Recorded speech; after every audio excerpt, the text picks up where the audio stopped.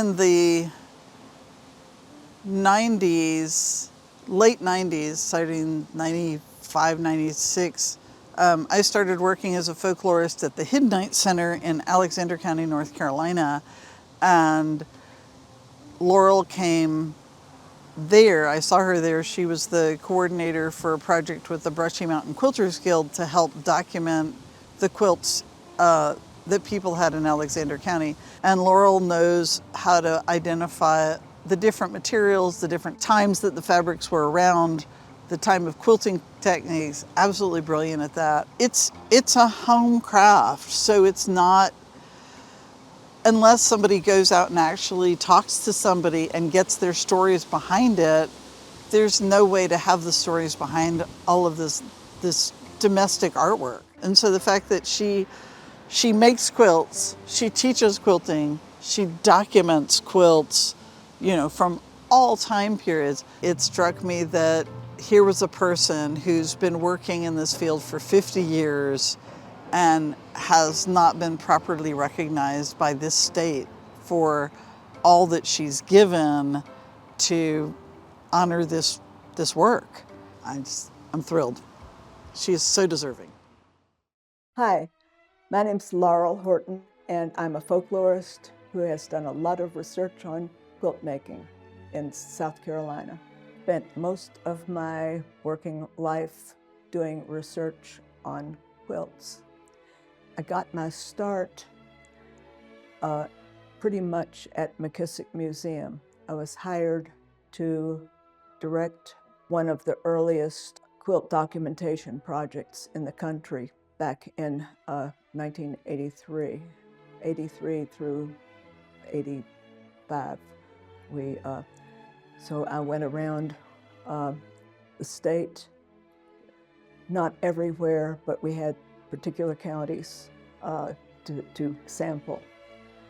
And it was wonderful. It was wonderful because we held quilt days in places and people brought their quilts in and we interviewed them and got information about the maker of the quilt and whatever name they called it. And that material was housed in McKissick Museum. McKissick did several projects involving folk traditions, and the quilt one was the first project. Over the 2 years, we documented over 3,000 quilts. Some of them were from out of state, but we documented them too because other states weren't going to come looking for them. Growing up, I didn't see many quilts. The only quilt I can remember seeing was one that my grandmother had accepted during the 1940s. She accepted it in payment for butter and eggs that she was selling to make money. And she accepted it from a single woman, an elderly single woman who'd had no income other than making quilts. So she would rather have had the money, but my mother ended up with the quilt, and it was on my parents' bed for a while, and I think it probably wore out, and I don't know what happened to it then. I started my first quilt when I was still a graduate student, because I started it, I think, before I started my thesis. And I finished it, and I embroidered my name and 1975 on the quilt. And so the first one, I had seen a black and white picture, and I sort of modified that and used scrap fabrics that I'd kept from dressmaking when I was in high school. And I thought, oh, I might make a quilt sometime.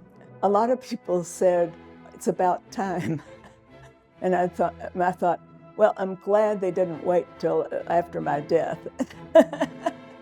The Hall of Fame was surprised to find out that I also made quilts, because not all quilt researchers make quilts. or make as many as I'd do.